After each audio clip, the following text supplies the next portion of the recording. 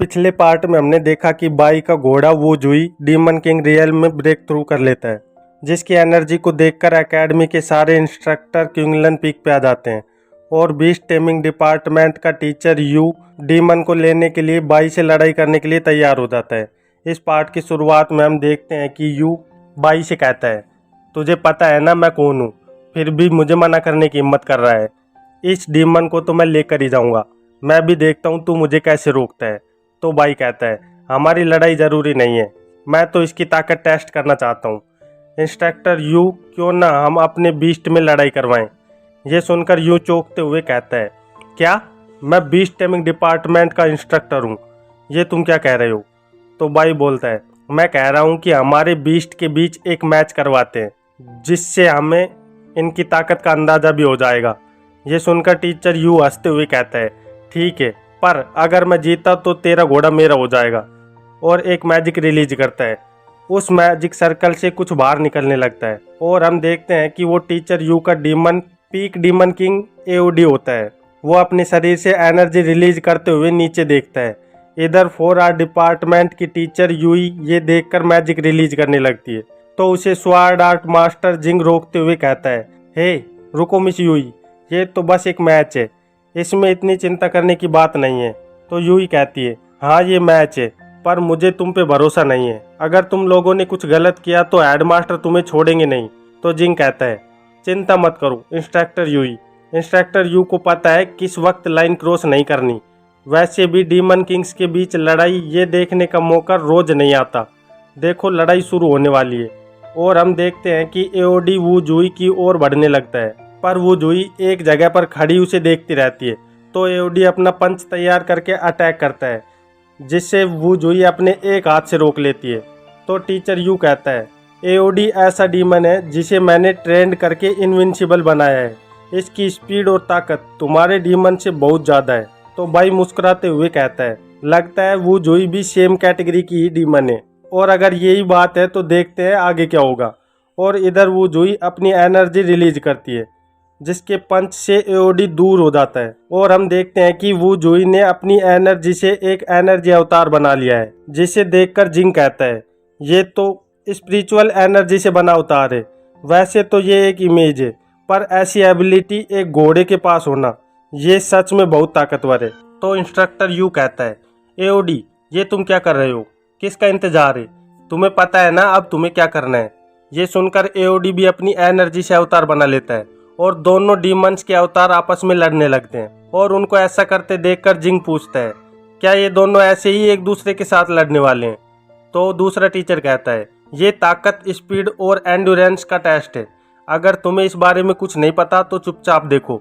और फिर हमें कुछ देर बाद का वक्त दिखाया जाता है, जहाँ सारे दीपक बुझ गए होते हैं और जिंग दीवार के सहारे सोया होता है। तभी उसकी नींद खुलती है और वो बोलता है, विनर डिसाइड हुआ कि नहीं।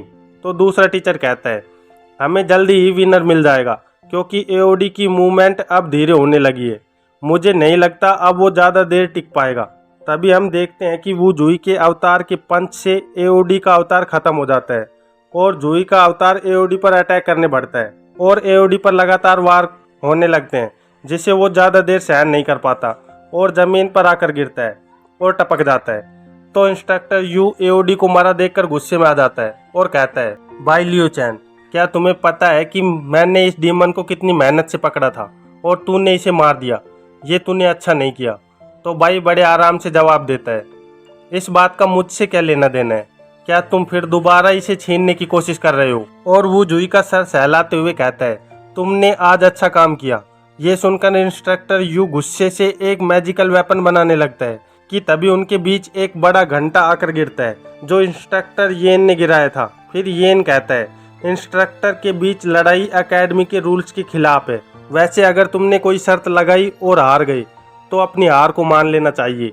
इंस्ट्रक्टर यू, क्या तुम बीस्ट टेमिंग डीमन डिपार्टमेंट के प्राइड को ऐसे ही नज़रअंदाज करोगे। तो इंस्ट्रक्टर यू कहता है, मैच की भी एक सीमा होती है, मैच में ओवरबोर्ड नहीं जाना चाहिए था, इसने मेरे डीमन किंग को मारा है, तो मुझे इसका एक्सप्लेनेशन चाहिए।